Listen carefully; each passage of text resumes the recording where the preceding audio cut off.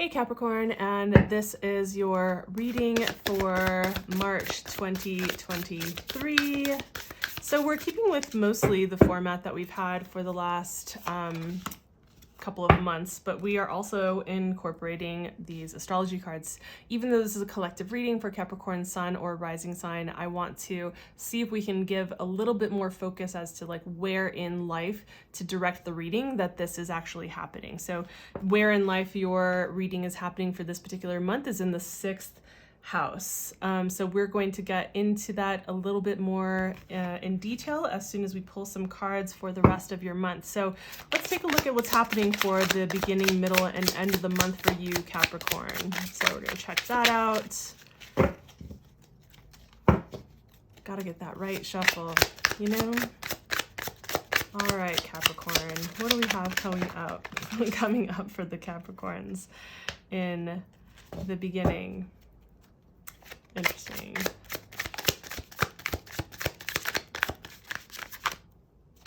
Middle, end of the month.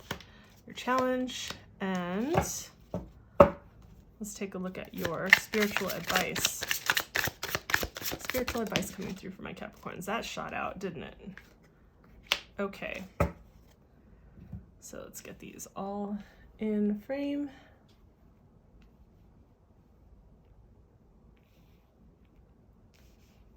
I swear that's like nobody else probably pays attention to that but me. So, all right, Capricorn. So we have the sixth house as a focus for this month, and then we move into the beginning of the month, colored by the theme of the Page of Cups, moving into the Emperor, and then the 5 of Wands. The challenge being the 6 of Wands, so it's an interesting progression that we have showing up here. We'll get into that, and then we have the Fool as your spiritual advice, and this is just the fuzz that happens on my background.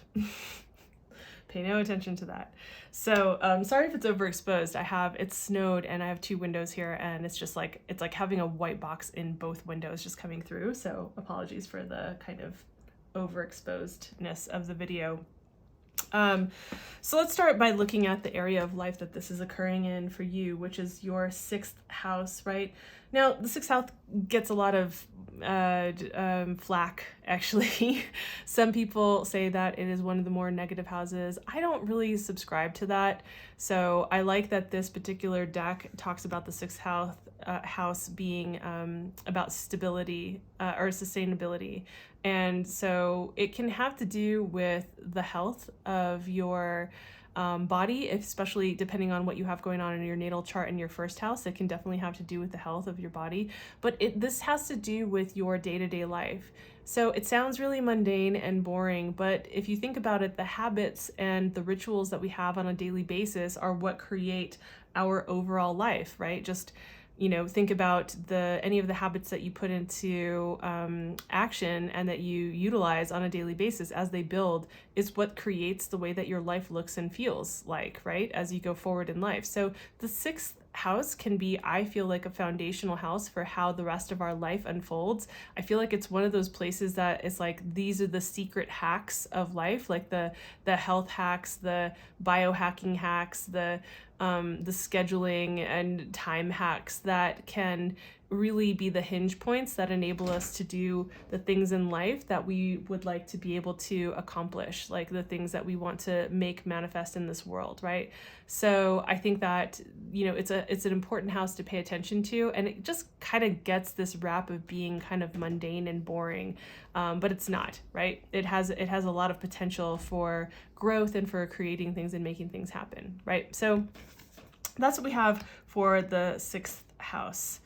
Sorry if you guys can hear that. That's like my creaky door. It just kind of happens like that.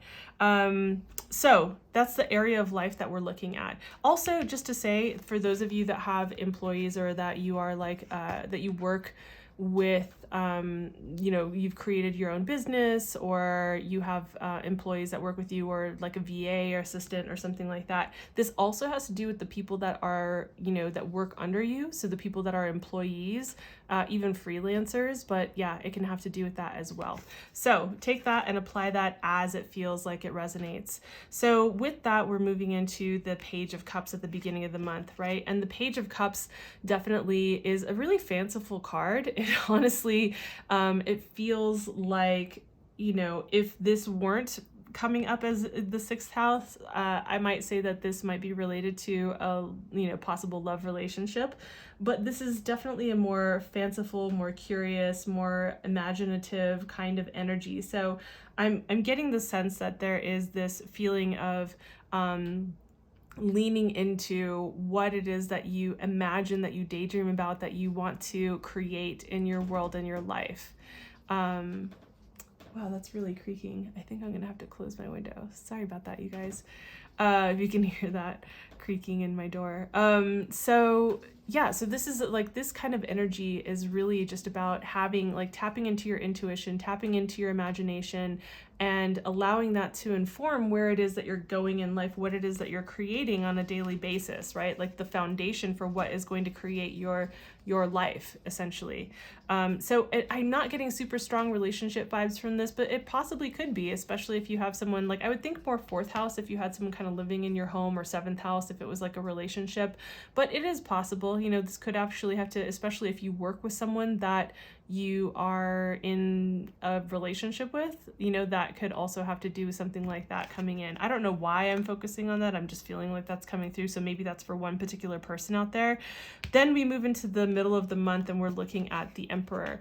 You know, the Emperor is looking to create something that will stand the test of time, right? The Emperor is a self-made man, right? He didn't come to being on the throne through some kind of lineage of, you know, kings, and so he was next in line to be on the throne. The Emperor is a self-made person. He declares himself this and moves into this really like higher overall space of leadership.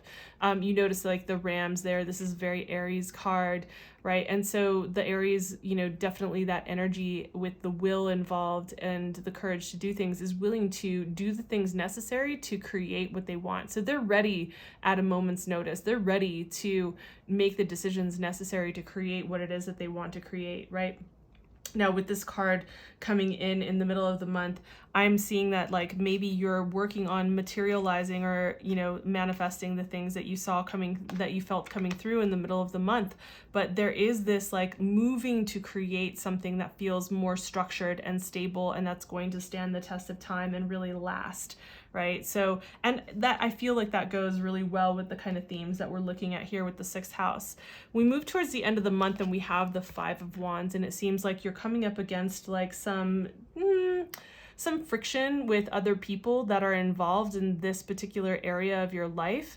So just having different feelings, like different desires that are conflicting. So yeah, conflicting desires, conflicting, you know, wants, especially about how things maybe get created and how things move forward.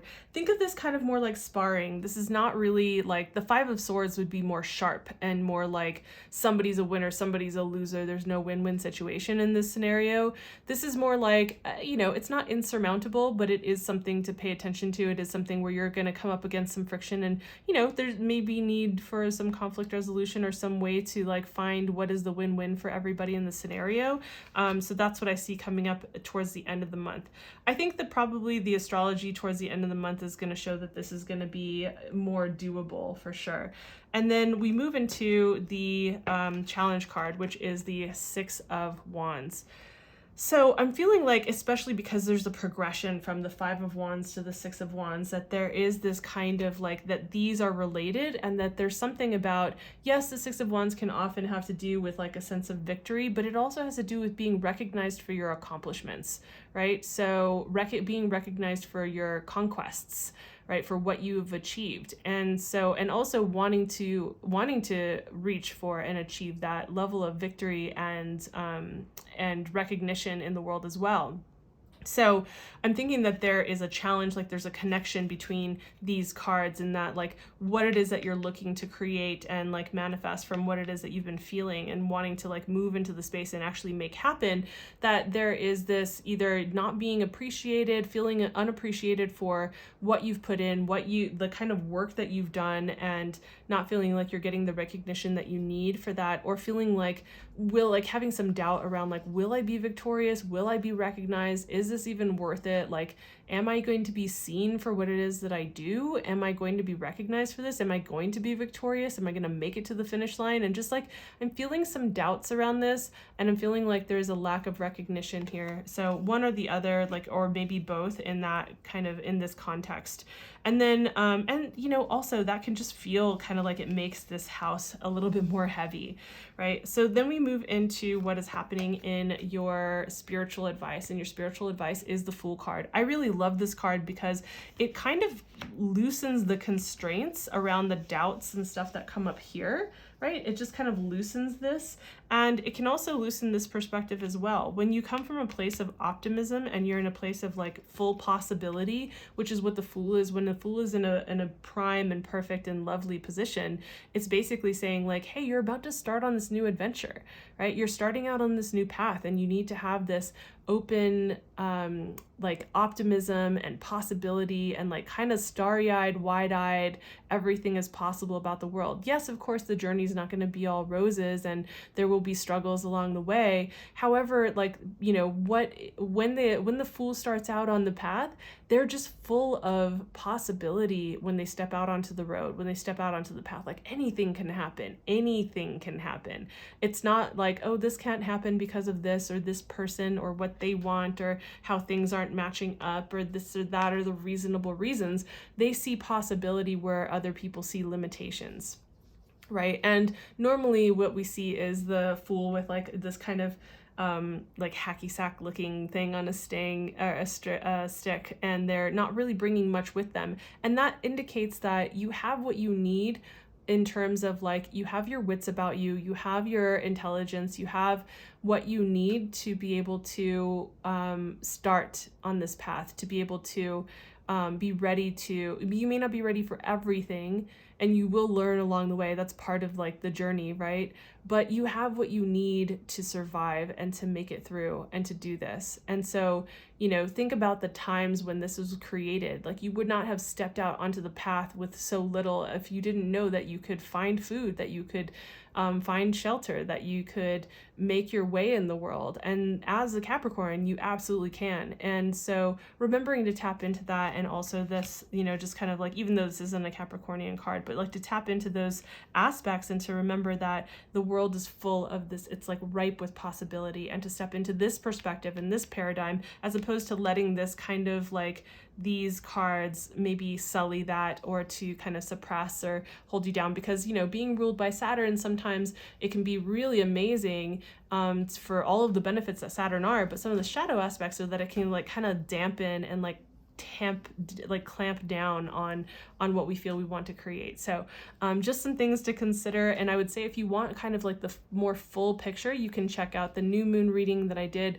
towards the end of the month in February. I will have the full moon readings out on March 7th for you guys. So whether, and if you want a specific reading, then information is down in the description box below. So otherwise, I will just see you in the next video. Thanks for being here. Bye.